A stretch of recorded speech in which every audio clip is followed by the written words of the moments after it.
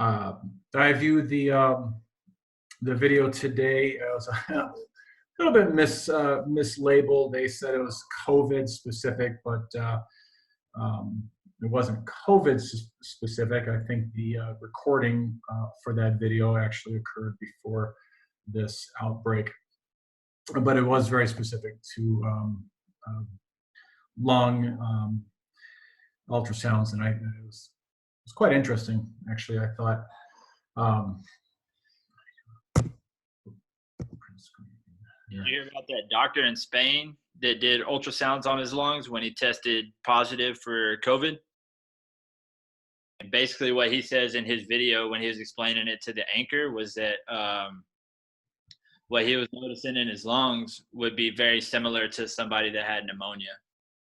Yeah.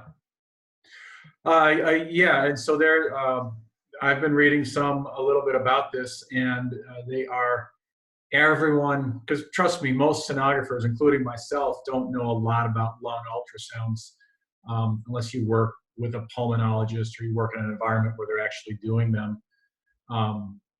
Because the most radiologists don't know a lot about this, but trust me, with COVID, this is going to become a standard modality real soon. So I thought it was a pretty good video.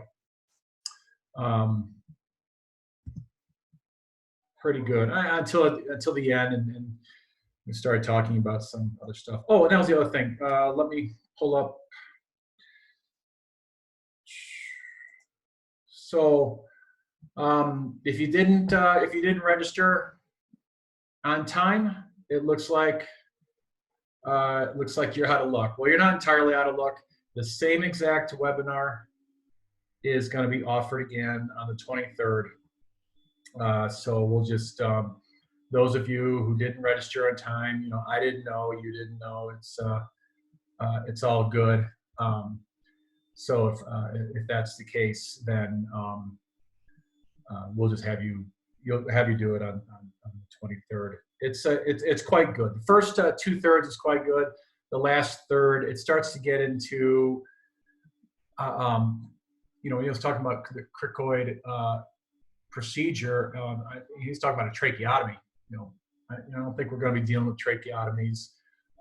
We're not going to be helping doctors place tubes down the throat. So the last third of it was not as useful, but the first 2/3 I thought was really good. So let's get rid of this. So today we're moving on. Oh, and I've since demoting myself, they found it to be a good idea to give me the standard amount of space on Blackboard. So I've asked IT to give me more space because I'm already out of space, and I'm only two PowerPoints in. Those take the most space, and I'm already out. So there's a couple of things I could do to kind of.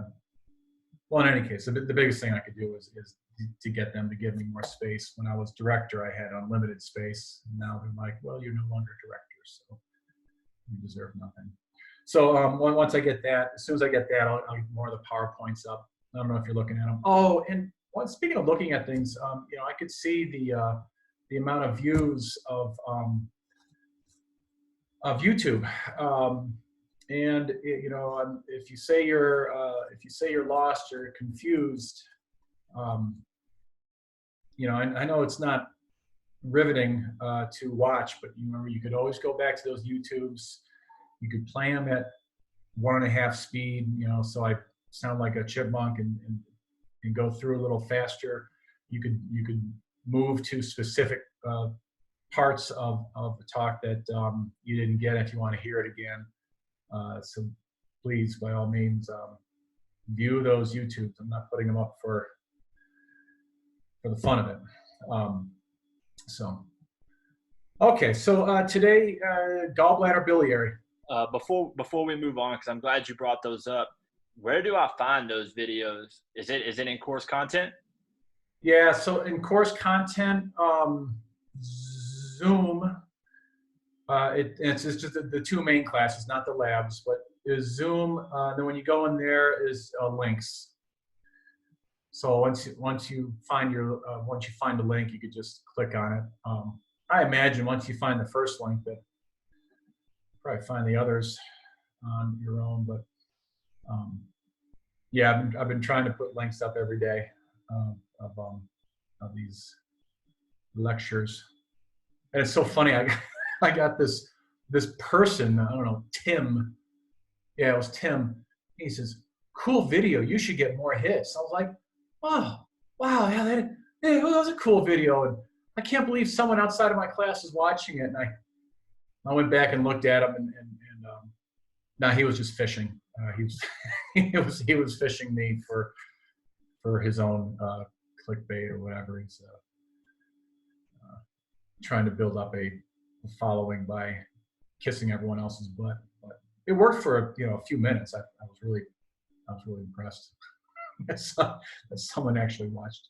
I mean, someone outside of Pima actually watched my video. Anyway, okay. So today, gallbladder, biliary, of course, inextricably tied to the liver. The liver's one of the main functions of the liver is to create bile. It sends it down the bile ducts and goes to the gallbladder, which is just a reservoir. All right, let me zoom in just a little bit here. Okay.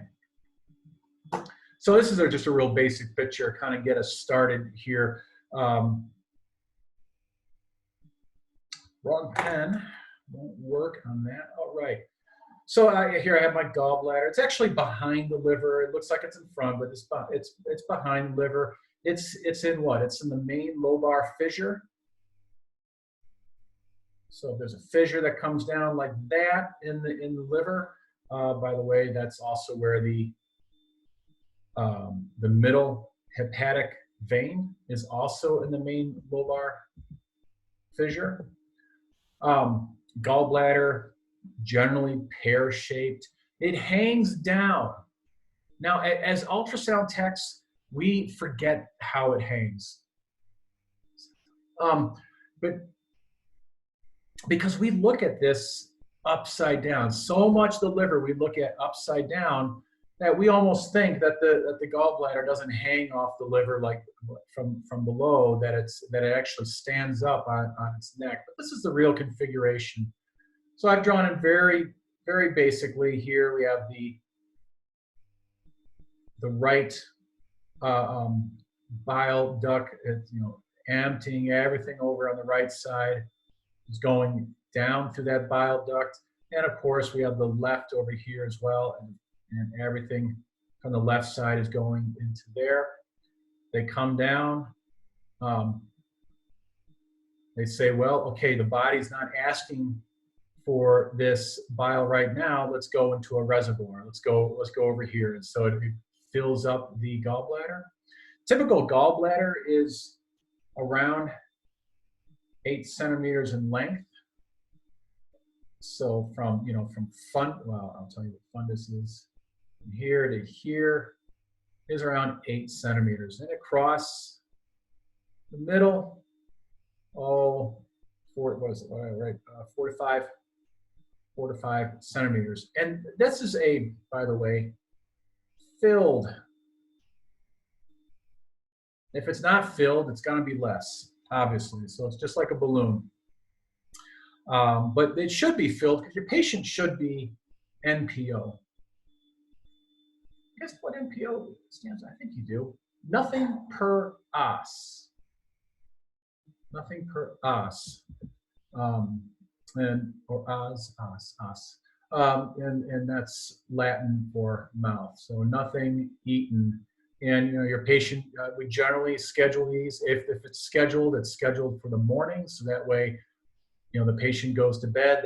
They're allowed to have dinner. They're not allowed to have breakfast. And by the time breakfast comes around, this gallbladder should be filled up. The other reason, so that's the main reason for a gallbladder study to be NPO. The other reason is, well, we have stomach over here, duodenum there.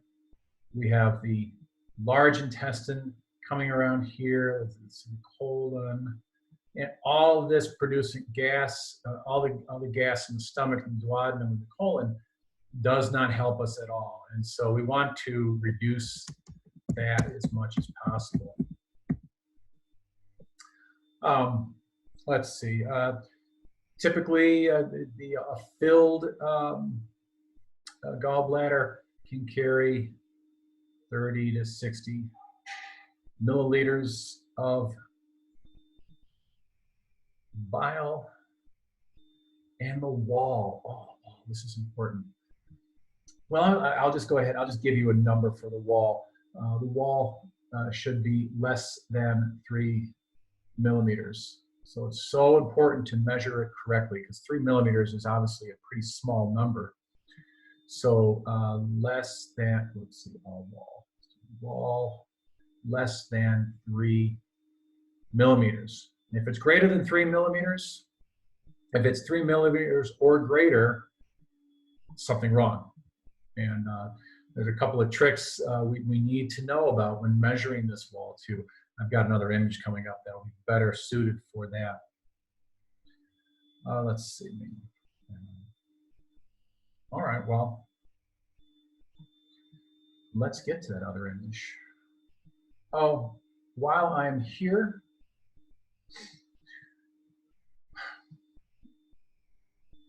over here. Hang on real quick. When you're talking about being less or greater than 3 millimeters, are you just talking about the measurement of the gallbladder wall itself? Yeah. Yeah. So thickness, wall thickness.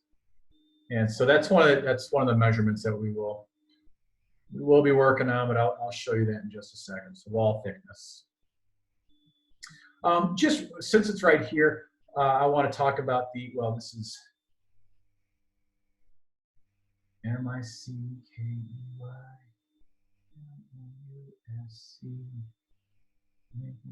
Okay. I've circled over here, basically the portal vein, and the green here is the common bile duct, and then the red here is the hepatic artery. If we go transverse on that, we get the Mickey Mouse sign. Portal vein, common bile duct to the left. If you're holding the transducer correctly, it's common bile duct should be off to the left, hepatic artery off to the right. And of course, if you're not sure which is which, you put color on, and the portal and the hepatic artery will light up, and the common bile duct will not. This is from the macroscopic all the way up here. And then if we were to look right here, we'd see the same thing. If we were to look all the way over here, except we need a microscope to do it. If we were to look all the way over here, you need a microscope, but you would still see portal, common bile duct, hepatic artery. These guys they go all the way down to the hepatic lobule, where the hepatic artery and the portal finally merge and then become the hepatic venous system. And of course, the common bile duct goes in the opposite direction as far as the direction of flow.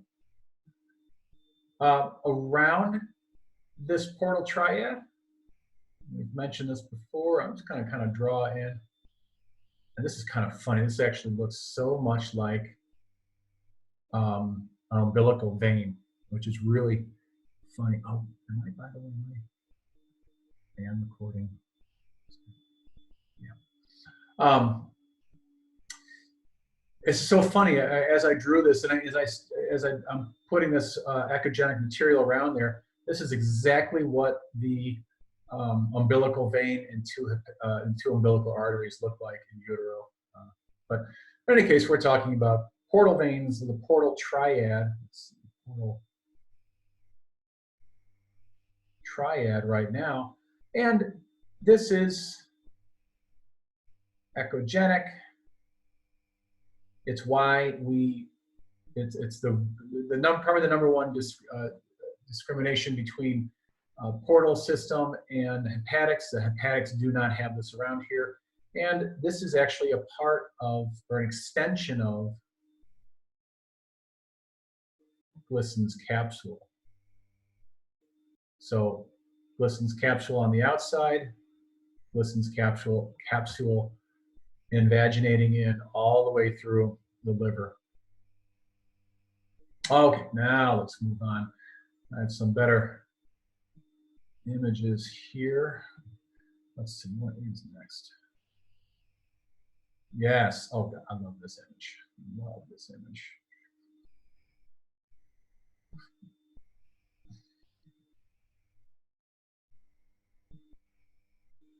Okay.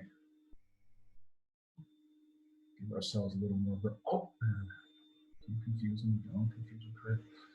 Okay, let's,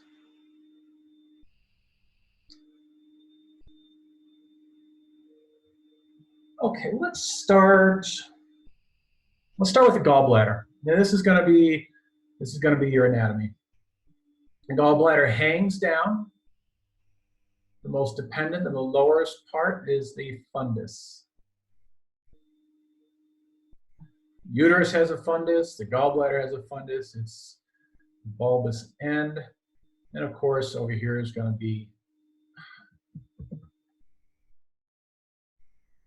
the body,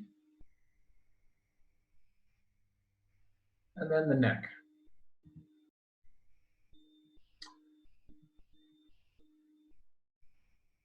Get even closer, we have this duct here. This is kind of like the first duct that we're going to see.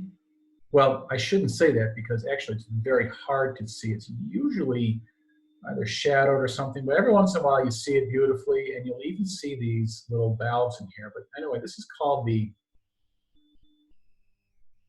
cystic duct. Short duct, that's usually, oh, what are they, right? 2 to 6 centimeters.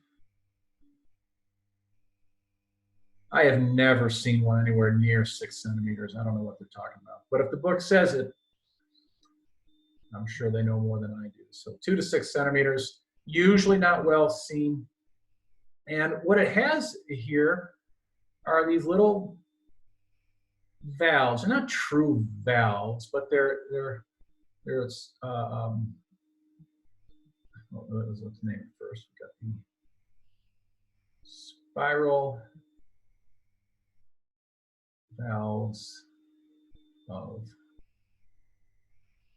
Heister? Yes, Heister. Spiral valves of Heister.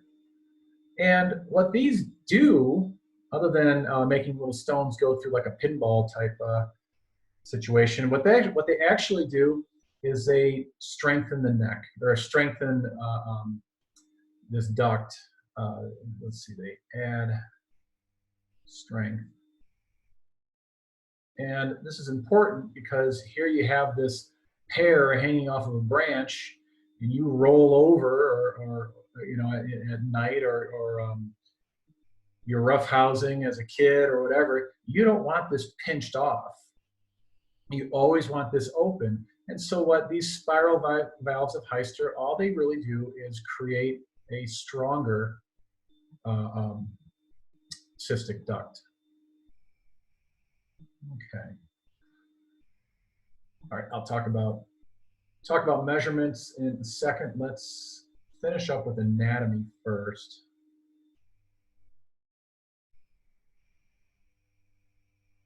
No, the measurements are so easy to talk about. Let's do that first. Okay. So here's what we're talking about. The wall. When we measure it, and we gotta measure it carefully. So we're, you know, on our screen, we're going to zoom up. On our ultrasound screen, we're going to zoom up.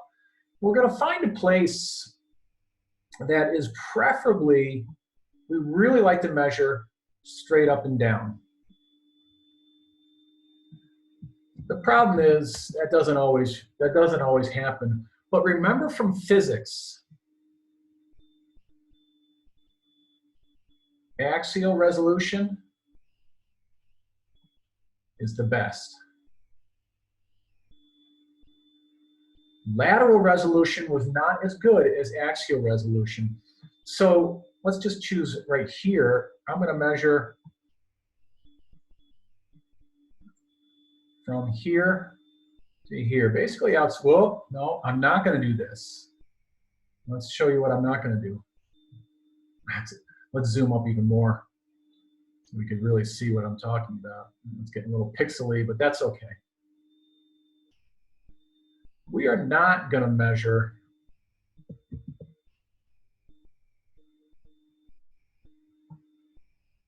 I'm going to go slightly outside, and we'll go straight up and down. Okay. We're not going to measure quite like this, where I just went. This is an A. I'm really zoomed out there, aren't I?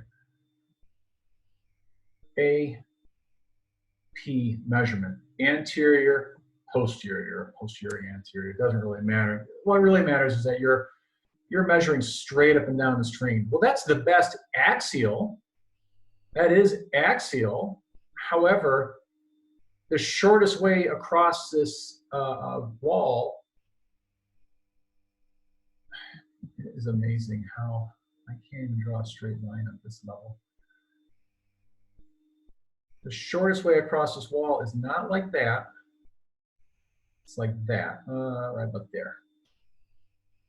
Now, you might think, well, what does that mean? Big deal. Well, I'll tell you what it means.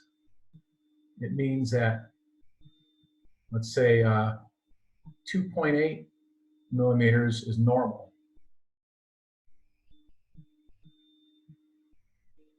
3.1 millimeters, let's say that's the difference between these two measurements. That person can be going to surgery.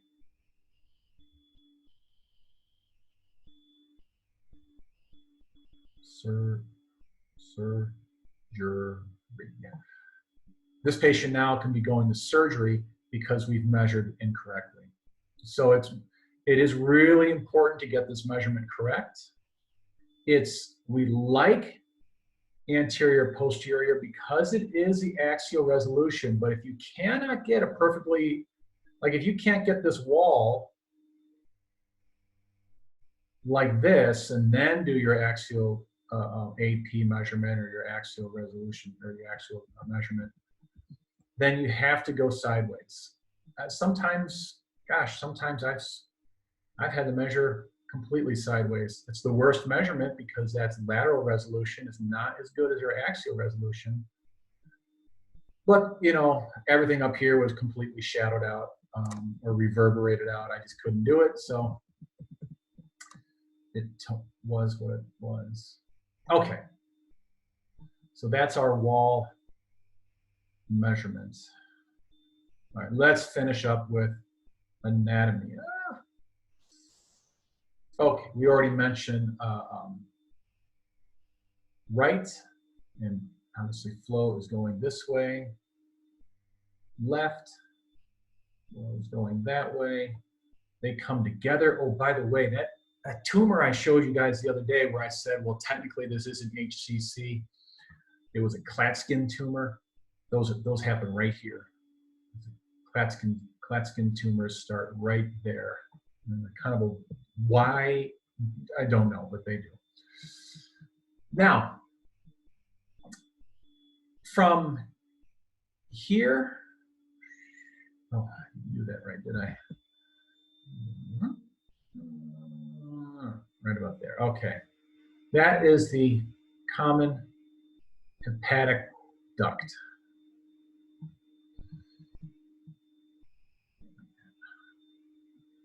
Okay, that's better. Common hepatic duct. This guy is a landmark for us. And what it actually is the right hepatic artery. In other words, the artery, remember they're traveling all together, the artery splits a little bit before the common hepatic duct does. So 9 times out of 10, it goes underneath the duct. Sometimes it goes over the duct, but either way, this is a nice landmark for me. The reason I use that as a landmark is because I oftentimes cannot see the cystic duct, or at least I might see it at the neck of the gallbladder, but I don't see it go all the way down. So I use this guy, and I know that if I'm over here, I'm on the common hepatic duct, and if I'm farther away from it, let's say a centimeter away from it, I am probably on, and this is going to be all the way common bile duct. Now, in my experience, doctors ask for the common bile duct.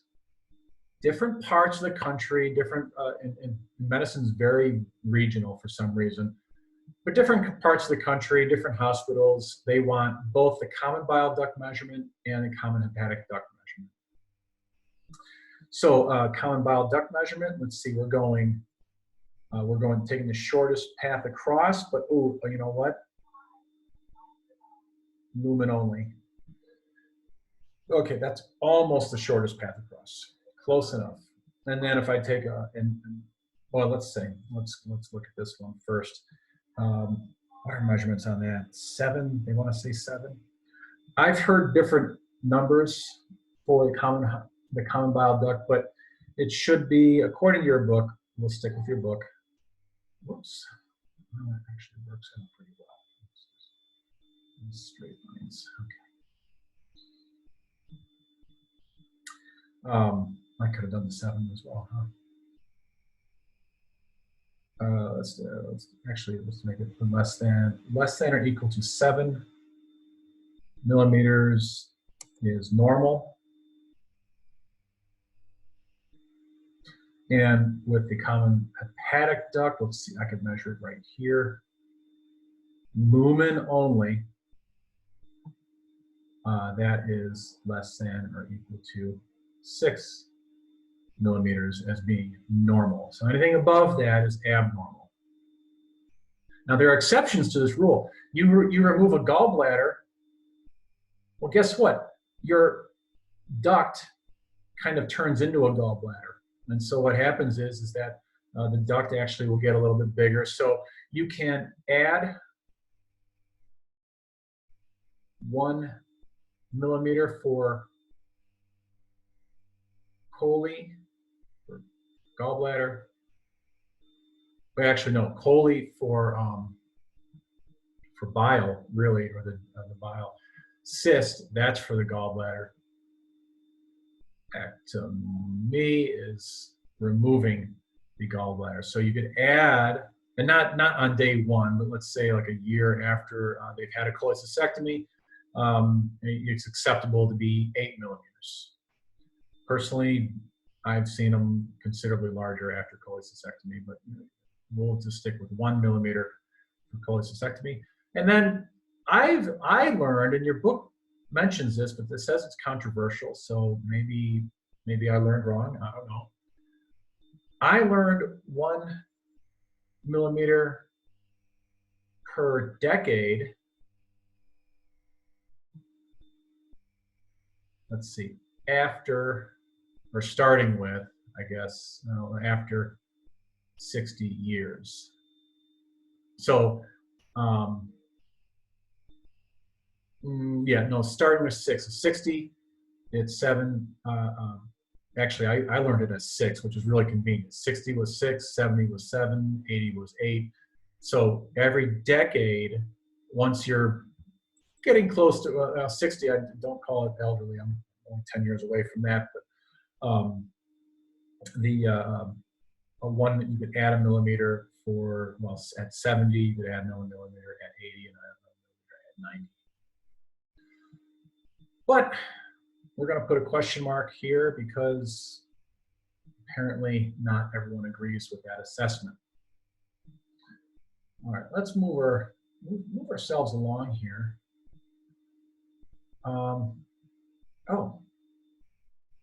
So I have a dotted line here. Why is that? Okay.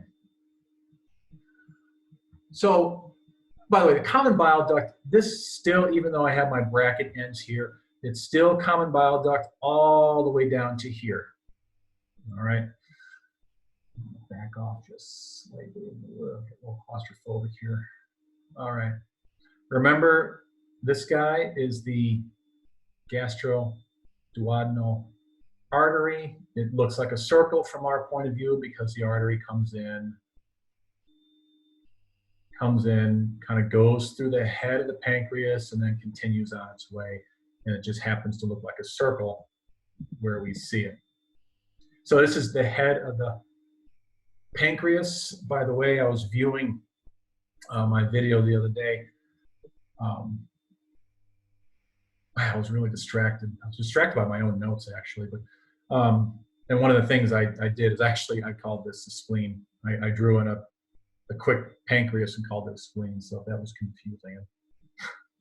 And I will continue to do that, by the way. For some reason, those two, spleen and pancreas and spleen, obviously I know the difference, but for some reason I get my words mixed up. Okay, so head of the pancreas, this is the uncinate process. We have our veins coming in under here. But, and let's actually label this guy. That is actually the pancreatic duct. You'll notice that it connects with the common bile duct. So I have this dotted line because actually this is coming behind.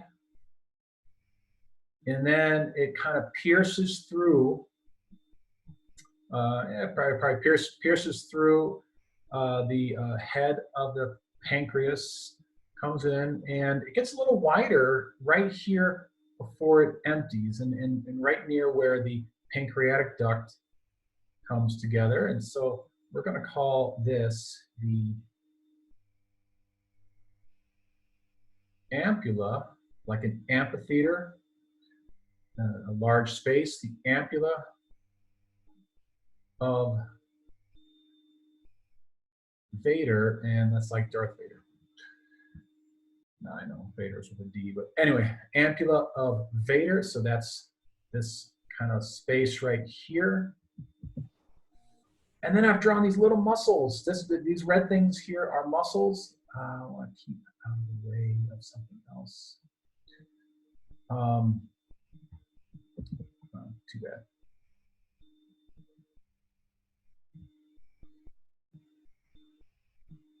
The sphincter of Odie. That's not, was it Garfield's dog friend? That's not the same Odie, but probably close. The sphincter of Odie. Well, sphincter is just like that would have been epic. What's that? They should have made it Odin. That would have been epic. Oh, Odin. I don't want to know about his sphincter, but but it's a little muscular. It surrounds here, and obviously, it has the job of, well, if it's tight, then no bile gets through. If it loosens up, then bile gets through. Where is it getting through to? Let me erase a little bit of stuff around here.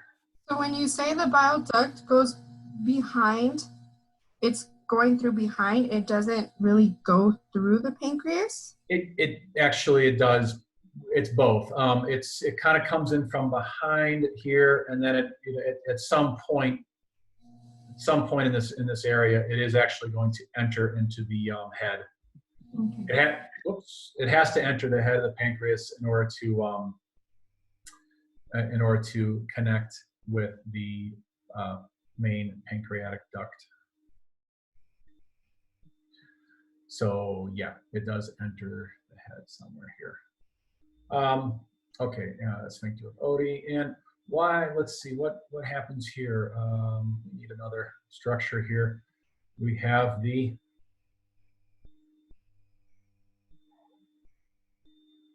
duodenum. So, and of course, you know, stomach is up here. It allows food into the duodenum. Once food enters the duodenum, especially fats, that, let me just,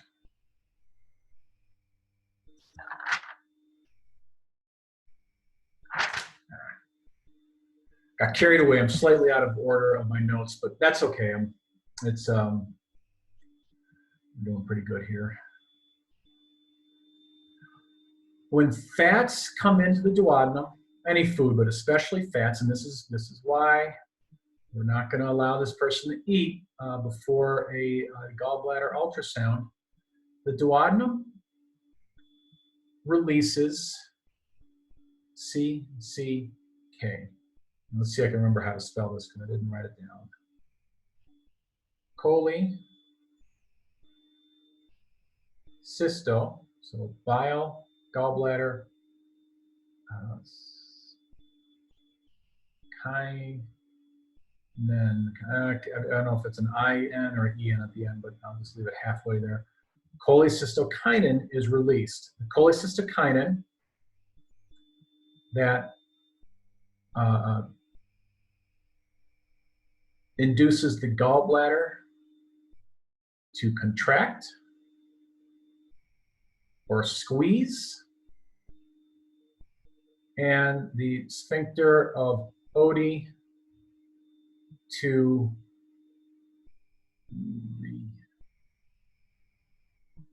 relax. So, and sometimes what they'll do, not for ultrasound studies, although it would work, and they'll do this for nuclear med studies when they're looking at a gallbladder that is just simply not reacting to cholecystokinin. They'll inject cholecystokinin directly into the bloodstream, and that should cause the gallbladder to contract and the sphincter of Oddi to relax. And what they'll do in nuclear medicine is they'll make sure the gallbladder is filled with a radioactive isotope, and they should be able to watch it over 20-minute to 45-minute period, I believe the time frame is. They should be able to watch it squeeze out all the radioactive isotope out of the gallbladder and into the duodenum. And if it doesn't, then you have, well, that's called a poor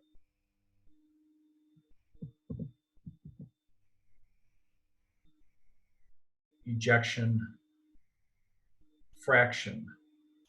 And so we actually have a lot of patients who come in having obvious signs of gallbladder attack. And so we're over here looking for stones and we don't find any stones. And we're over here looking for, you know, a thickened wall, and well, we don't find a thickened wall. And in fact, everything looks perfect with this gallbladder, probably on the larger side, because if you have a poor ejection fraction, this gallbladder is just simply not doing its job. It's holding, that's part of its job, but it's not contracting. And so those people are in just as much pain as people, if not more pain as people with stones. And one of the reasons why they're in pain, is if you're not getting bile into the duodenum, you are not absorbing or digesting fats. And if anyone knows what it's like to have something in your GI system that you are not absorbing, it's terribly painful because your body doesn't like that. Okay, let me go backwards on my, let's see. It's not backwards because I didn't put it down. And before we move on, man, just to get some clarification of that poor ejection fraction, what is it that's being held, and is being held in the bile or in the gallbladder? Yeah, so the gallbladder is filled with bile itself. where do I have my notes? Yeah, bile pigments, falsified fats. No, I didn't actually. I didn't really jump forward. There's bile itself. Let's talk about bile. Bile.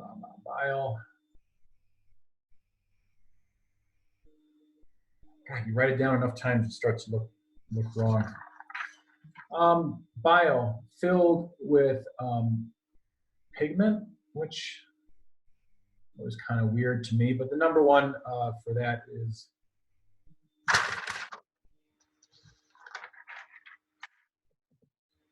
bilirubin.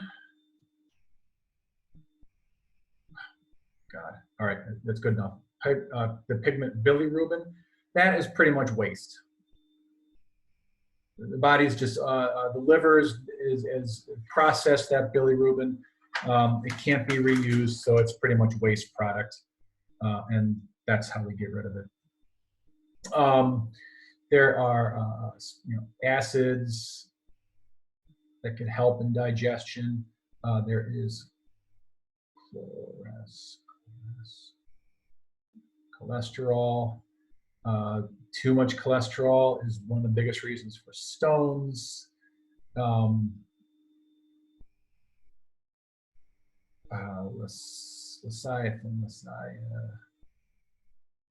Lecithin is a phospholipid.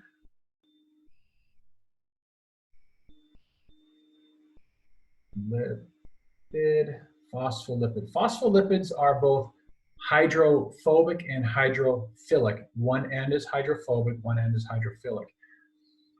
And another way of saying that is it's like oil and water. Oil is hydrophobic, but if you put soap in, you can get that oil to spread out in the water because it kind of acts as a phospholipid. So there's one part of the phospholipid attaches to fatty material or oily material. The other part of the phospholipid prefers to attach itself to just pure water.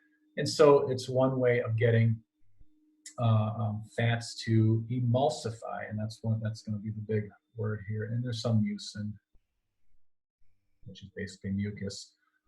The big job here is emulsify.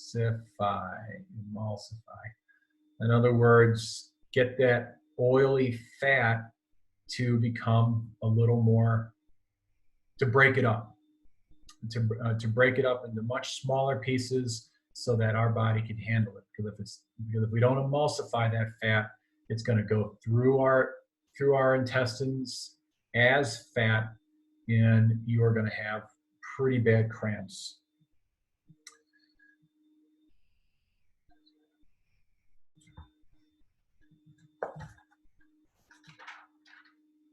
Oh, variance. Why did I jump past variance and what happened to that level?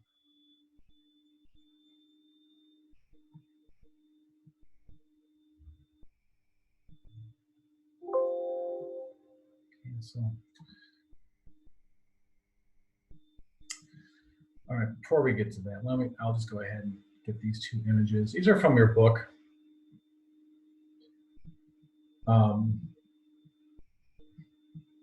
All that work, and I'm still trying to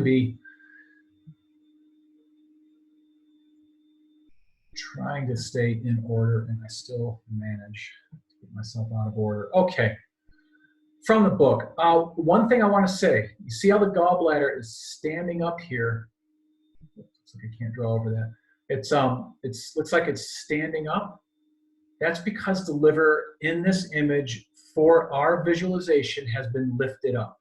So it's as if someone's holding the liver back and saying, look, this is what it all looks like. So the liver or the gallbladder does not stand up. That's just the way it's being reflected or pulled back. Look at this right here. I guess I'm not level 2 draw on it. See how that little branch, the right branch of the hepatic artery, it goes underneath the common hepatic duct. From here to here is common hepatic duct. From here all the way down is common bile duct. So, like I said, this is a good visualization because you usually can't see the cystic duct so well, but you oftentimes can see the right hepatic artery, and 9 times out of 10, it goes underneath the duct, and that's the common hepatic duct. So that's my visual there.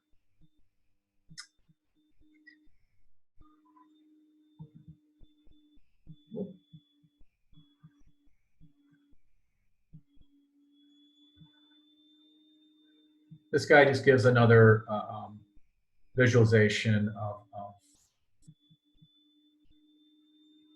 how everything's in there. I mean, gosh, going all the way back to vascular and everything. We have, the SMA goes over here, and but the IV, the left renal vein goes underneath the SMA, but over the aorta. And well, the portal system pretty much lays on top of most everything else. Here, of course, we have the celiac trunk all the way from here to here, and the splenic artery and the common hepatic. The common hepatic artery proper up here, and that change. Let's see, common hepatic artery is from here to here. Then the gastroduodenal artery comes off, and you know what? We'll have that little hole right there. There's the there's the head of the pancreas, and that's what the hole is that going through the head of the pancreas. Anyway, get away.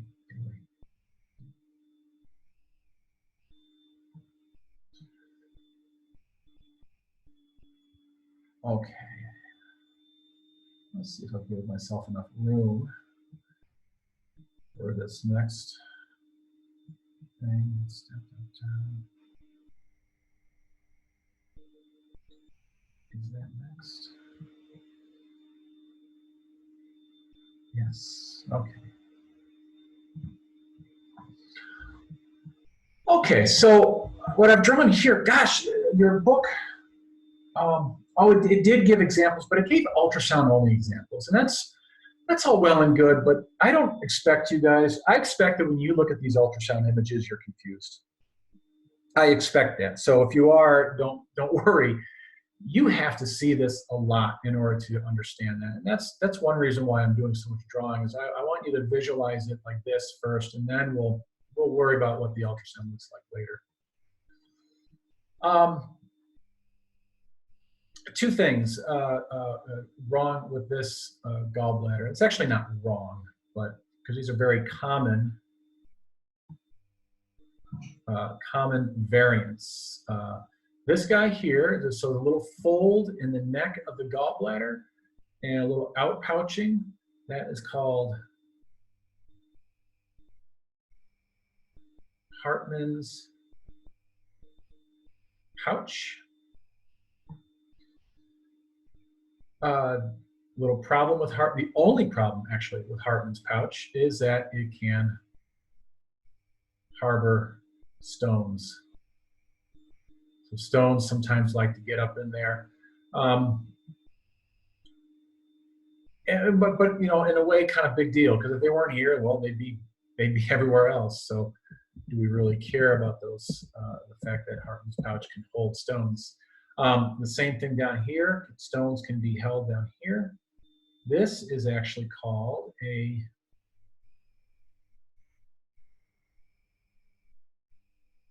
Frisian cap.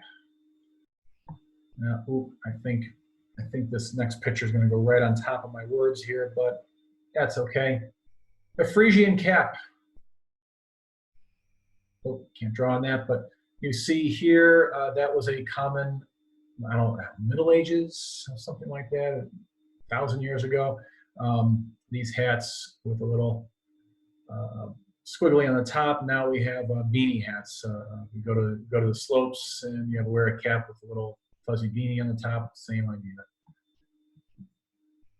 That's the Frisians wore those caps. So yeah, Hartman's pouch, Frisian cap. Let's see, what do we have next here? I can't even see what happened. Oh. Well, let's see if I forgot anything. I had forgotten that I had already written this out. So we'll go over this again. Sorry about that. Bile, pigments, bilirubin, it's mostly waste, acids, cholesterol, lecithin, yes. Also phospholipid, mucin, emulsification fats. And I also mentioned this already. I did go out of order. Food and fat enters the duodenum, stimulates cholecystokinin, which stimulates gallbladder contraction, and the sphincter of Oddi relaxes. Yay, I did get that right. Uh-oh, you know what? I wrote something else down, and this is going to be in the way. So,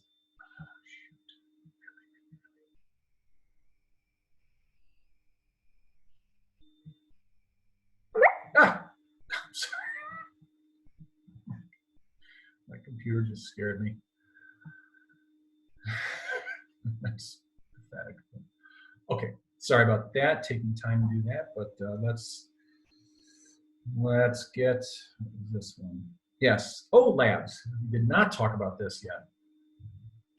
Labs for a number of bilirubin, gallbladder problems, AST, and this is very close to our liver. And these are our LFTs, our liver function tests, and they are going to be AST is going to be increased oftentimes with biliary problems.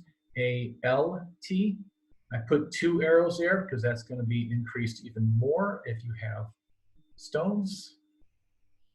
LDH, lactase dehydrogenase, is going to be increased. Alk phos, I put a double arrow. That is really increased, especially with obstruction. So, dang it, I gotta move that, don't I?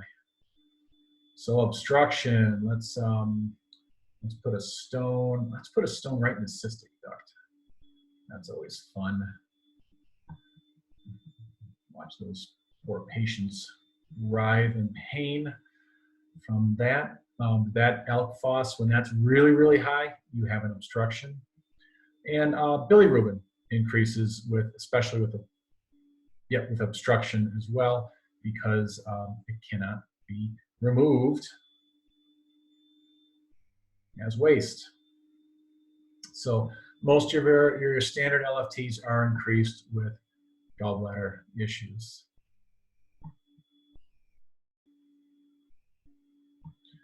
Oh, back up. Oh, yeah. The book kind of separated these out, but I tried to put them back together because this is another variation. This is a septation.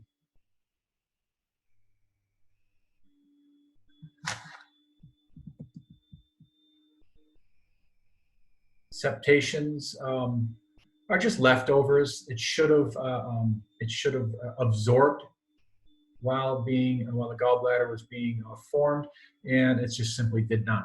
And so you're left with a septation. The problem possibly is stasis.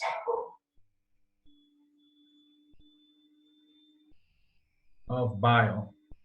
You have a stasis of bile with septations if it's a bad septation. If it's not, sometimes they don't cause that much trouble, sometimes they can cause a little bit of trouble. If you have bile stasis, let's say back here in the fundus, and that bile, if it sits there long enough, it will create stones.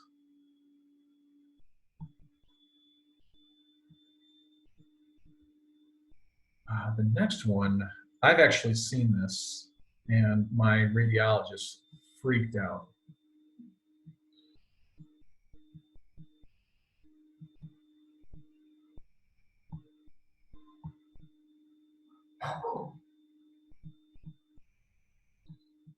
Couldn't figure out that one. Okay. This phenomenon here is a multi-septate.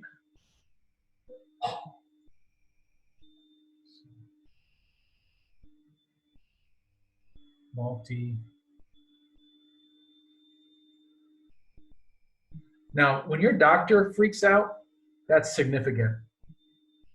My radiologist had been working for 20 years as a radiologist. On a typical week, if there's 10 sonographers, and let's say you do 10 abdominal ultrasounds, you see 10 gallbladders, but if there's 10 sonographers, well, that's 100 gallbladders. That's how many gallbladders a week your doctor sees compared to you. So they see a lot more. It's one of the reasons why they know so much, is that they see so much. And I showed her one of these, and she had never seen it before, and she had 20 years experience as a doctor. These guys, what did it say? They don't entirely know what these, how these are created. But as you can imagine, if the septated, single septation can cause stasis and stones, you can imagine there might be little stones all around here with this guy. And then, ironically, the one that I saw, I didn't find any stones. It actually looked like a completely normal gallbladder, except for the fact that it had almost a honeycomb appearance on the inside. Now, I will say one of the reasons I put these together is you can confuse that or that with a septation. It is possible to make that confusion. So these are, let's see, not the same thing. So when you do find what you think is a septation, go back and forth and really look at it. It could just be Hartmann's pouch or a Frisian cap.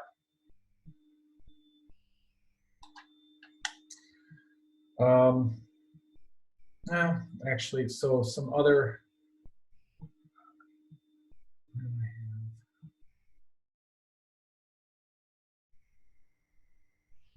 Oh no.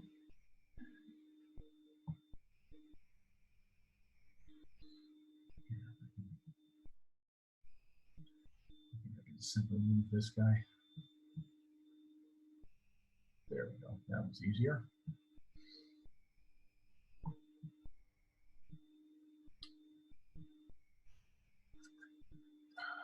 Interposition. This I was not actually honestly familiar with.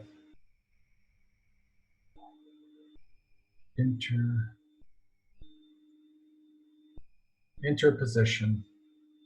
So unknown etiology, they don't really understand how this happens. But basically, you have a situation where the left, let's just do BD for bile duct, and right bile duct literally goes straight into the gallbladder. And then, so obviously there's no common hepatic duct at all, and just a common bile duct going off. I don't think I've ever had a patient with this, although some patients are so hard to image, it's possible. But I don't think so. Okay. Just a couple more things with Hartmann's Frisians. The gallbladder, like I said before, it's supposed to sit inside the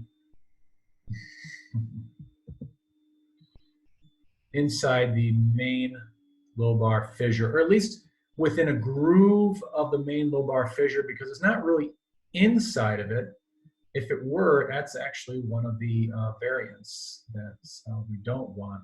It's on the groove of the main lobar fissure, sitting posterior or behind the liver. So, like I said, one issue is a gallbladder that is embedded. Now, something Melissa taught me I'd never heard before, but she said it was it's important to her, so now it's important to me, is that when we image the gallbladder, we could take a completely normal gallbladder and image it, and image it in such a way that it appears to be embedded. Because there's liver on that side, liver on that side, liver above, liver below. It, for all intents and purposes, looks embedded. So she really likes to have at least a couple of images showing that the gallbladder is actually on the posterior surface of the liver and not embedded. So that's a variant possible. Ectopics.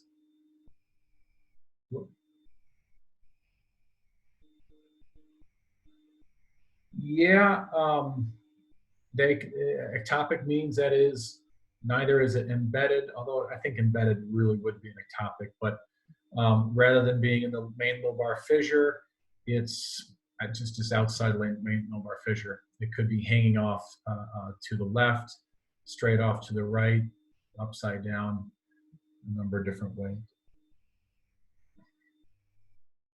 And then excessively mobile. Excessive mobility. And you will notice this on some people when you decube someone. I think that terminology was used somewhere, and I wanted to make sure you understood what that was. Decubitus, T-I-S, decubitus means basically on your side. So when you roll a patient up on their side, they're in the decubitus position. Normally the gallbladder, when you roll someone on their side, gravity is going to pull it a little bit, but it's still generally in the same spot. The entire liver, in fact, will move a little bit. Don't need to talk to Fort Lauderdale. But then some patients, you get them up on their side and their gallbladder is gone, totally missing. And you look, and you finally look past the midline, all the way over on the left side of their body, and there's the gallbladder. That's excessive mobility, and it falls down to all the way to the side. Ooh, 206.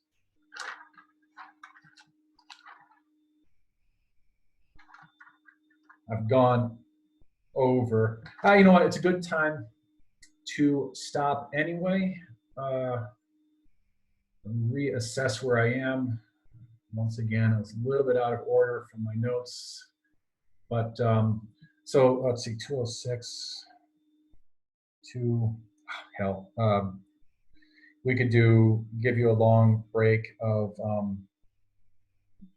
I don't want to make it 2:30. Let's make it 2:25. 2:25. We will be back.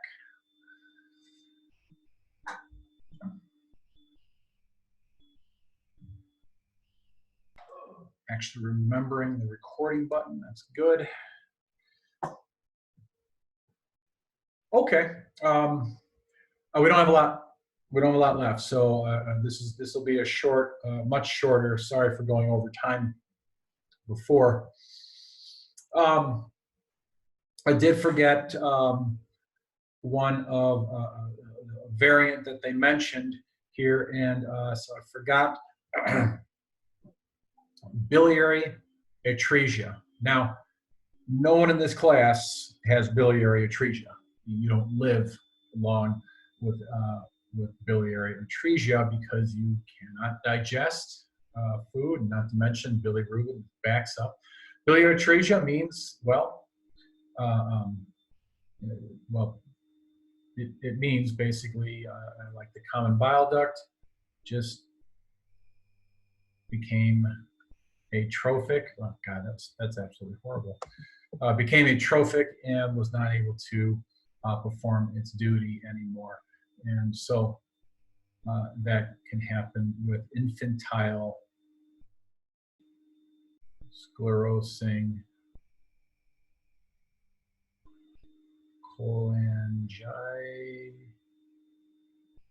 cholangitis. Yes, not us. Yes, cholangitis or cholangiopathy. Same difference, really. But so that's that.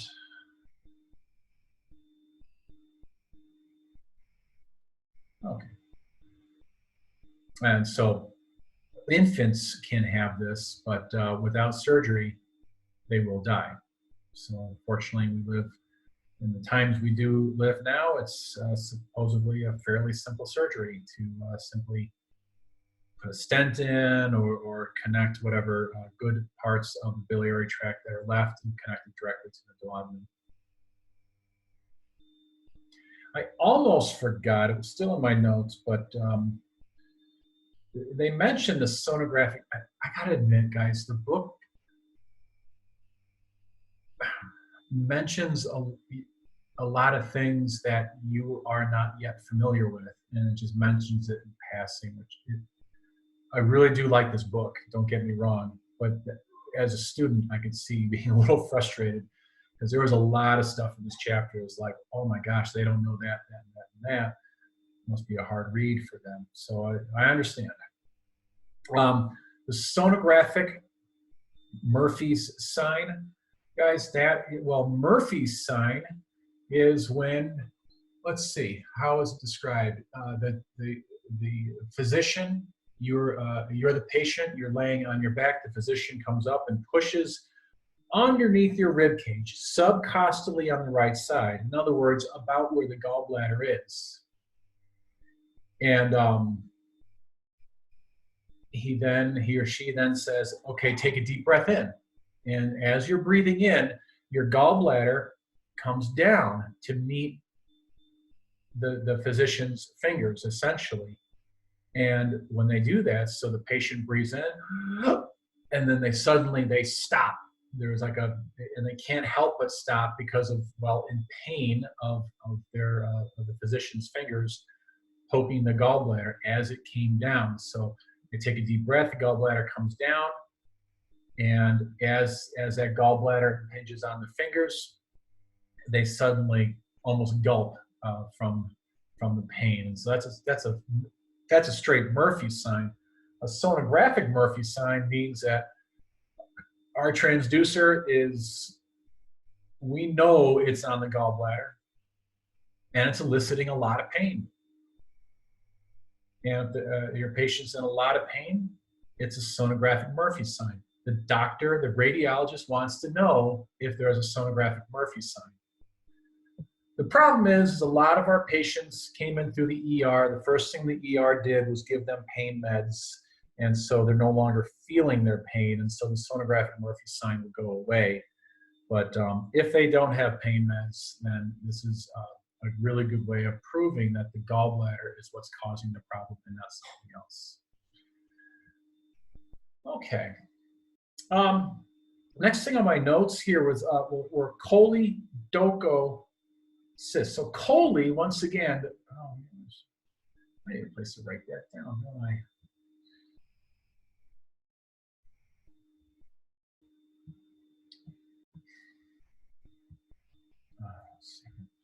Got so many things going on here. Okay. Still need to move it.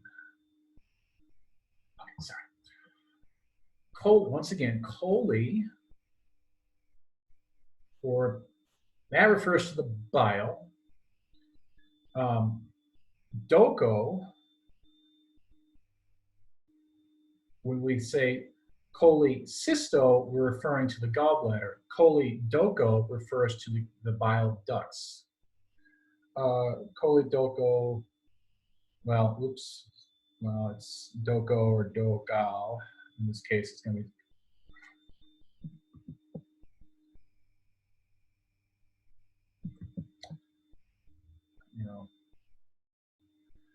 sometimes I wonder about the docal. cysts. Okay. Wow, took me long enough. Choledochal cysts are, for the most part, genetic. People are born with these. Although some of them can be developmental over time. Okay, let's go through the type 1. So I've already pre-cystified the common bile duct. Oh, actually, I would be on the common bile duct, didn't I? Wasn't thinking. So type 1.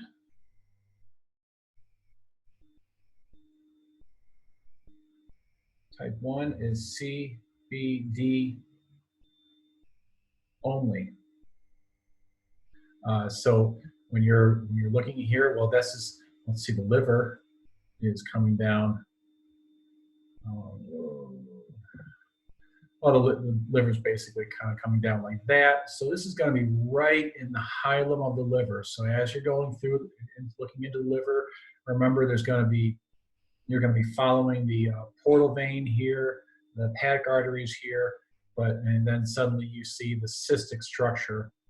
And if you can connect that cystic structure at either end to the common bile duct or the ductal system in any case, then you could call it a choledochal cyst.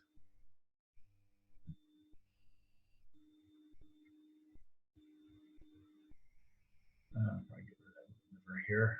Oh no, I just got rid of more than I wanted to. Okay. Let's get rid of type 1 and bring up type 2.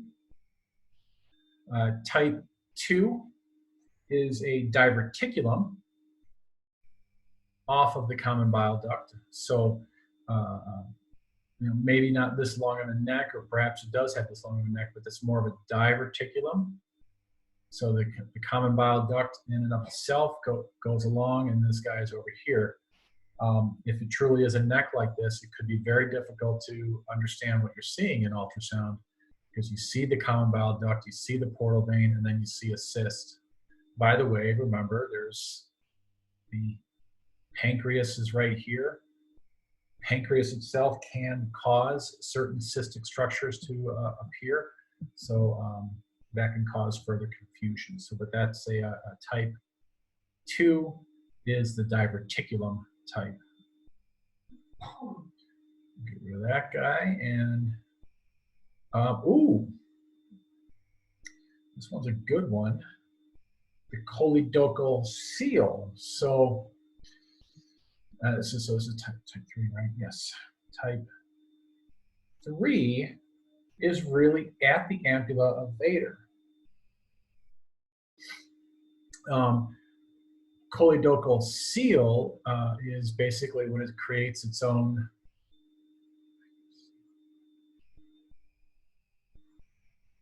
you know what, I don't understand. I don't want to say the terminology and say it wrong. This is called a chole. Let's just write this one down. Choledochal seal.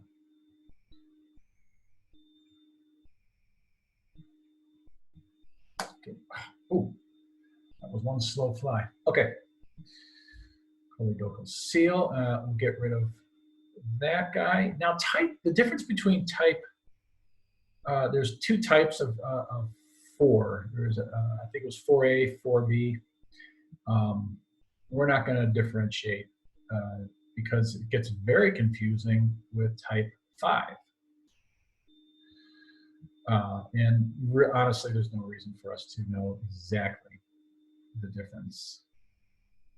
Okay, type 4. Multiple dilatations, and I know that one type is multiple dilatations extrahepatic, so common bile duct, and some dilatations intrahepatic. But then the last one is the one, really the only one that has its own name. In fact, I'm going to remove type. It's type 5, but it has its own name. It's Biliary disease. So intrahepatic, multiple cystic structures. If you can see that these cystic structures communicate with each other or communicate with the ductal system, or they follow along the portal tracks, and oftentimes, let me actually add a little.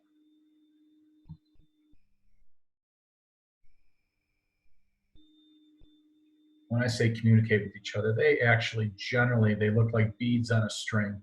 And so you will be able to see it probably a little more like that. When you see that intrahepatically, that is Biliary disease.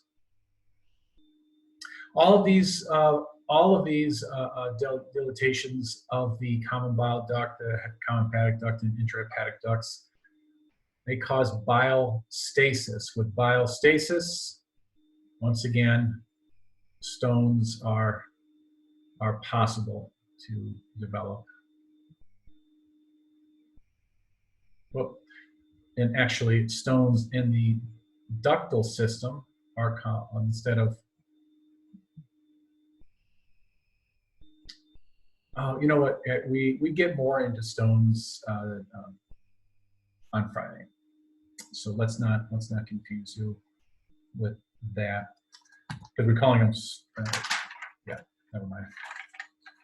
Okay, my last page, and then I have just a little show and tell on 3D for you. This will be fairly quick, guys. So I had a student. No, my first cohort. She became pregnant. In fact, she was pregnant early on, and we get to watch.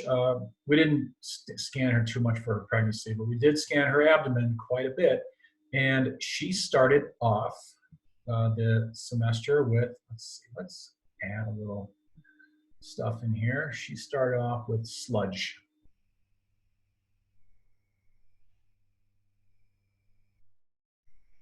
Now, sludge is just really thickened bile. Well, it's the problem with thickened bile is it eventually can create stones. And so sludge is not normal. A tiny amount of sludge, very light sludge, is probably okay. But you can get this with bile stasis. If the patient is been in a coma, they can get sludge. But obviously, my student wasn't in a coma sometimes. But anyways, any kind of bile stasis generally will cause sludge to form. Just thickens up over time. What actually my student had was something a little more akin to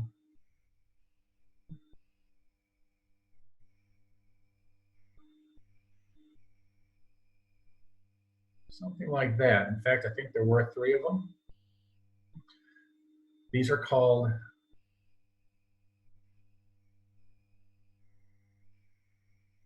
sludge balls, because they are balls of sludge. We actually watched hers over the course of the semester, in the course of her pregnancy. And by the way, pregnant women are far more likely to get stones. We actually watched these, and just imagine that this is echogenic and not hypoechoic, actually turn into stones with shadowing. So sludge balls, no shadowing, or stones did shadowing. So sludge balls became stones on her case. The other way sludge can look is, let's kind of give it a funny out. It's got to be it's going to be dependent, gravity dependent. So I'm gonna have one here, and once again I'll add a little bit more magic to it here. I wanted to give it an outline. sometimes sludge can look like a tumor. If it looks like a tumor, we call it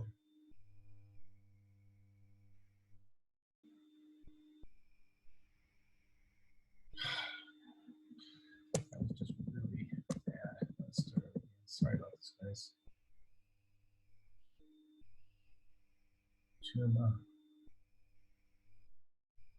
Tumefactive sludge. Tumefactive sludge. Sludge that simply looks like a tumor. But we put Doppler on here. We move the patient around, see if it moves, and it probably will. Sludge does not usually stick to walls all that much. Okay, so ooh, hepatization. Let me go. I'm going to come back up to this guy. So this sludge created what was called a fluid level. I think we mentioned that the other day.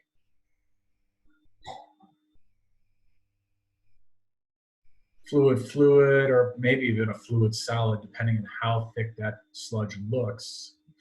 But the other possibility is that this sludge continues to fill the entire gallbladder,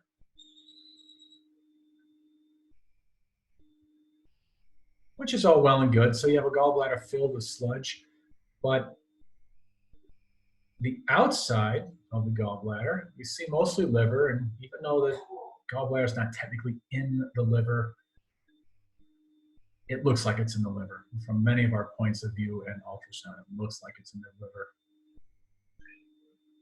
And here's the liver parenchyma. So let's get rid of this fluid level. It's no longer that.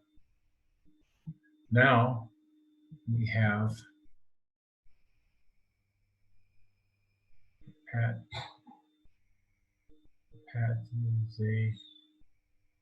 hepatization. Just like we had hepatization of the main portal vein, we could have hepatization of the gallbladder. And I have seen this, guys, where I have looked right at beautiful image, dead center on the gallbladder, and for a couple of seconds I couldn't, and it was a good sized gallbladder, and for a couple of seconds I didn't see it at all. And I kept on looking at the screen, and then suddenly I see this outline, and I realize that the gallbladder, the texture and the echogenicity of the gallbladder perfectly match that of the surrounding liver. When that happens, we call it hepatization. All right.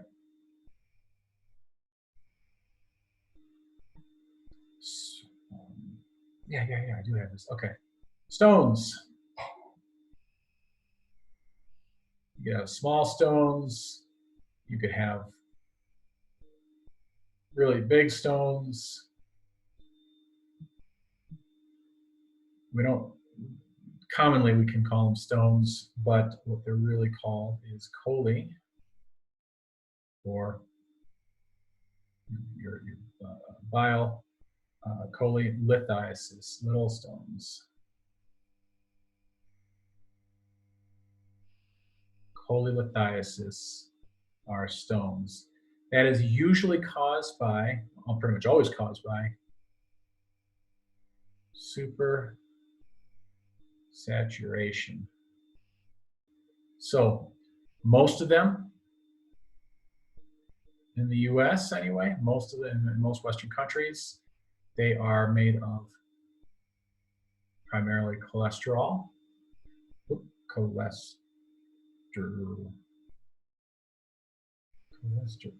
whatever.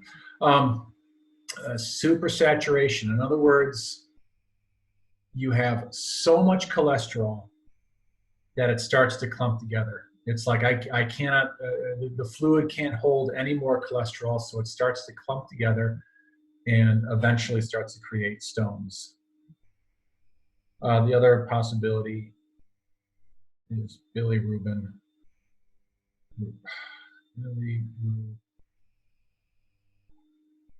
I'm sorry, guys. All right, bilirubin. Cholesterol stones, number one. Bilirubin stones, number two.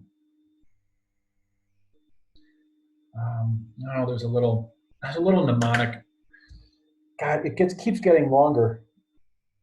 It keeps getting longer. It used to be female, fat, and 40. Now it's female, fat, fair, 40, fertile, flatulent, and what other F words they can come up with, they will add eventually, I'm sure. But those are predispositions for gallstones. But in my personal experience, everyone gets them. Everyone gets stones. Tend to be heavier people, but as far as male, female, in my experience, it seems pretty even. Color of skin doesn't really, doesn't seem to do too much for me. 40, yeah, we tend to be older when we get stones. Fertile, well, that goes back to less than 40, female. And flatulent, I don't know, most people hold that back, thank God. But okay, I didn't leave enough room for a couple of other things I want to say. So one of the things, the pain. So when we have gallbladder pain, the pain is right upper quadrant in the gallbladder, and just as often, in my experience, right dead center epigastrium. So I say, where's your pain? They'll point right dead center in the belly, and I'll look and it's their gallbladder, a little bit off to their right. Or they point directly to the gallbladder. But the other locations that can occur are the upper back, right shoulder. That's called referred pain. And sometimes there are people who have very little discomfort in the belly, and it's just their shoulders killing them. And they're a little perplexed why they're getting an abdominal study when their shoulder hurts, and then sure enough, we find stones and remove the stones, remove the pain. By the way, it's a very strange thing. I want to talk about this really quickly.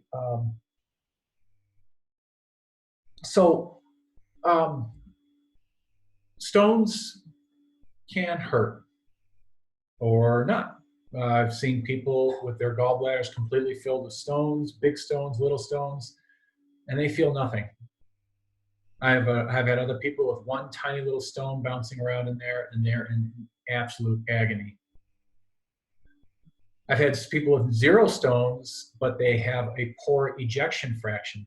They're in agony too. And it's not only the fact that they cannot digest fats, it's also the gallbladder itself hurts them. So the doctors go in and remove the gallbladder. Well, you think if the gallbladder is dysfunctioning, a missing gallbladder would be even worse. But 9 times out of 10, I would say even more than that, these people feel a lot better. And so I've done some research on that, like why do they feel better removing an organ, even if that organ was only halfway working? Why is removing it entirely, so therefore it couldn't possibly work at all if it's not in the body anymore? Why does it make the patient feel better? And I've never gotten a completely good answer, but one of the things that happens is that the sphincter of Oddi relaxes and kind of more or less leaks bile into the duodenum more or less all the time. So their digestive problems go away. They always have bile going in, perhaps even when they don't need it, but still they always have bile ready to digest fats. And the source of the pain, so if the gallbladder itself is hurting, that's been removed as well. But it was always a little curious to me how the body works in that situation. But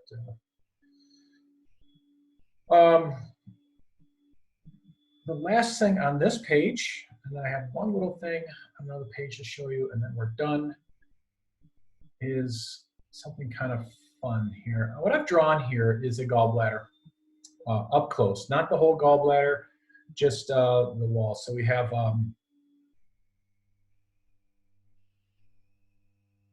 the wall right here, and I've created not even a thickened wall. Let's say it's 2.5 millimeters, and then I filled this gallbladder with stones.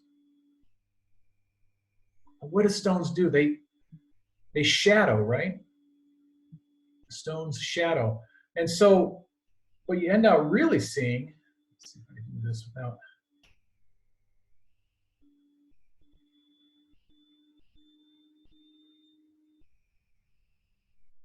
is you don't see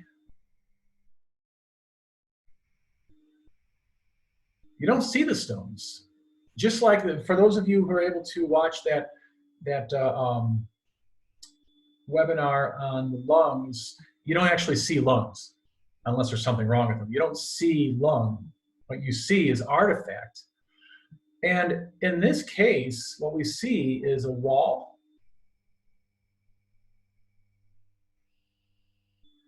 an echo. In other words, you see the wall, although it's going to be hard to see because there's a very bright line of echoes behind the wall, and then a shadow. You cannot possibly see all these stones because that first layer of stones is shadowing out all the rest.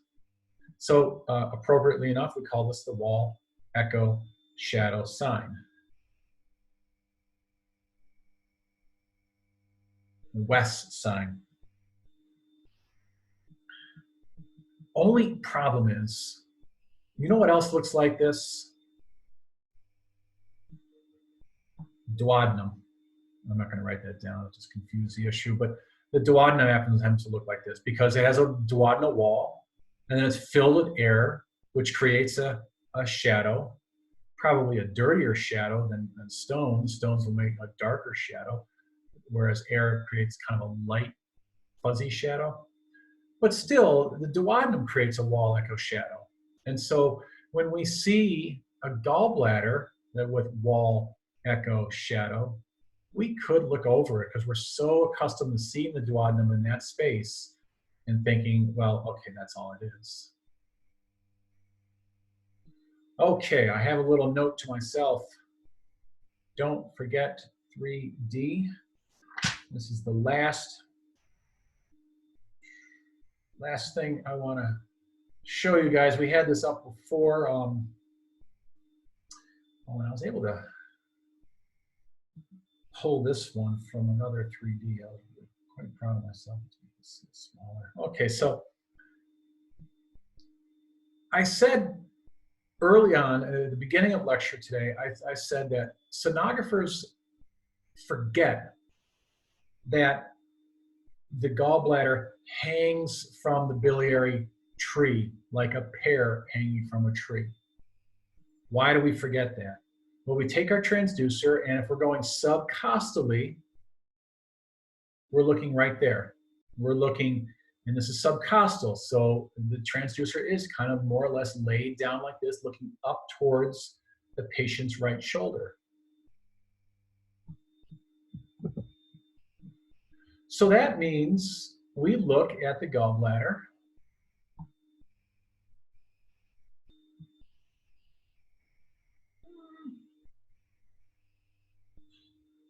This just didn't work out quite as well as I thought, but in any case, this is working out pretty well, actually. We look at the gallbladder upside, you know why? Because there's no difference between fundus and neck. This is the fundus up top here. We look at the gallbladder upside down. And so from our perspective, the fundus is up high, the neck is down low, the cystic duct down here is low, and then it seems to be hanging or standing up off of the common bile duct here.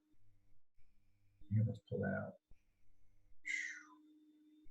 It seems to be standing up, but that's only our incorrect perception because of the way we look at things in ultrasound. Alternative, you know what, that's it. Don't do alternatives, Kurt. Won't help anyone. Okay. All right, let's get rid of this guy. Save. Yeah, go ahead and save that.